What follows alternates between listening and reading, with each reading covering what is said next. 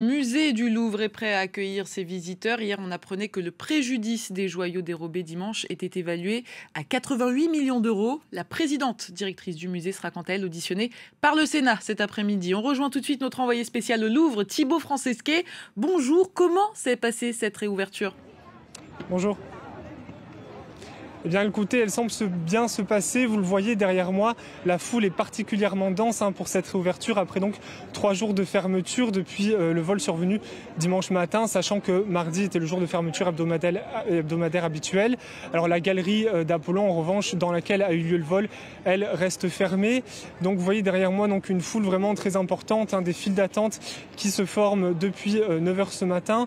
On a vu à la fois des Français, puisque ce sont les vacances scolaires de la Toussaint ici, mais aussi et surtout de nombreux touristes étrangers. On a croisé des Américains, des Italiens, des Espagnols, aussi un couple d'Australiens qui nous racontaient qu'ils devaient au départ venir lundi, mais qu'ils ont reporté leur visite à cause de la fermeture donc liée au vol. Et ils nous expliquaient que dimanche, juste après le cambriolage, ils sont passés sur le quai des Tuileries, par lequel les cambrioleurs sont entrés, donc par une fenêtre. Et évidemment, ils ont entendu parler de ce vol qui a fait le tour du monde entier, tant il a surpris par sa spectaculaire rapidité et d'une façon assez déconcertante, puisqu'on le rappelle, les cambrioleurs étaient habillés en techniciens et ont utilisé tout simplement un camion grue à la vue de tous pour passer par une fenêtre. Alors vous l'avez dit, les joyaux ont été estimés par la conservatrice du musée à 88 millions d'euros. Il y avait notamment la couronne, le diadème de l'impératrice Eugénie, mais aussi la parure de la dernière reine de France,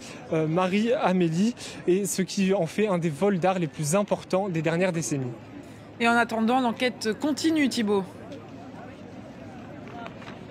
Oui, effectivement, l'enquête se poursuit, à la fois évidemment pour retrouver les cambrioleurs, mais aussi en interne pour comprendre comment un tel vol a pu se produire. Hier, devant l'Assemblée nationale, la ministre de la Culture, Rachida Dati, expliquait que les systèmes de sécurité du Louvre avaient bien fonctionné, mais que des travaux étaient en cours pour les rénover, les améliorer, et que cela prenait du temps. Cela nécessitait plusieurs années. La directrice du musée, Laurence Descartes, est elle aussi sous le feu des projecteurs et des critiques. Selon nos confrères du Figaro, elle avait présenté sa démission après le vol, mais elle a été refusée. Emmanuel Macron lui a renouvelé sa confiance. Elle doit donc être auditionnée tout à l'heure par les sénateurs à 16h.